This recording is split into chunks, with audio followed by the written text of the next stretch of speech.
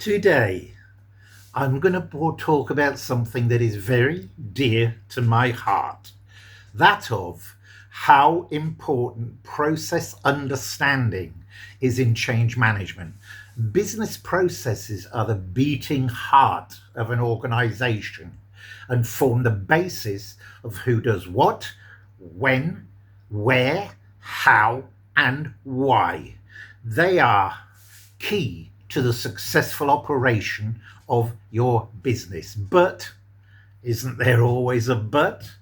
Not enough attention is given to process change early in a project, and that results in the same old inefficient processes, limiting your staff with something that is underutilized and never fully achieves the benefits originally anticipated.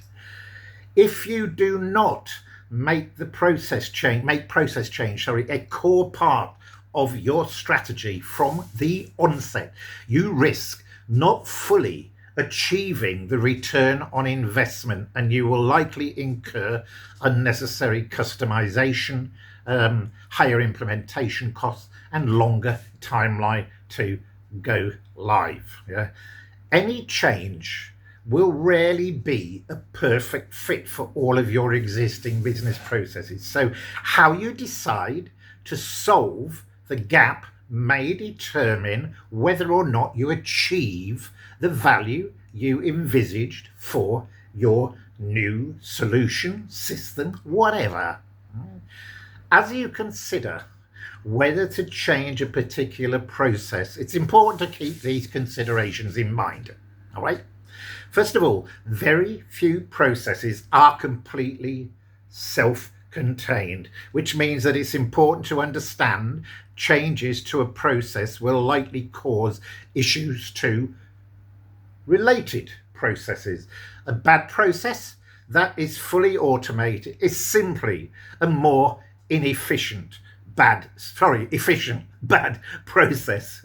So it's important to actually look at the process itself to see whether it has an issue and can be streamlined first. Leaders consistently underestimate the amount of change management that is required to effect change, which will sometimes manifest itself in your staff becoming resistant.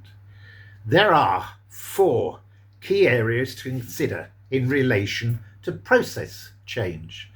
A well-defined process hierarchy is the first stage of a process change, as it will help you prioritize, improve, and optimize the most critical processes first. The process hierarchy divides core business process into lower level processes with detailed tasks or activities and graphically represents them. As is processes helps organizations document, track, and optimize processes for better performance. If surgeons, as an example, won't operate on you without first reviewing your x-rays, why would you want to permit your organization to implement a new solution without first assessing the existing processes that your old solution uses? To be processes define the future state of a business process in an organization. You may ask, why would I want to use to be process map where I already have a clear picture in my mind, in my head, of how things should or could be done? The answer is you may not have thought of everything. Maybe not.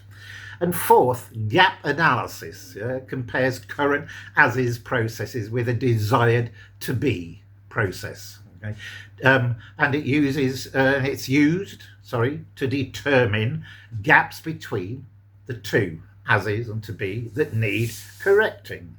Gap analysis is very simply, the process of identifying the holes between your as-is and to be processes. Here we are now, and here's what needs to occur. Got it all?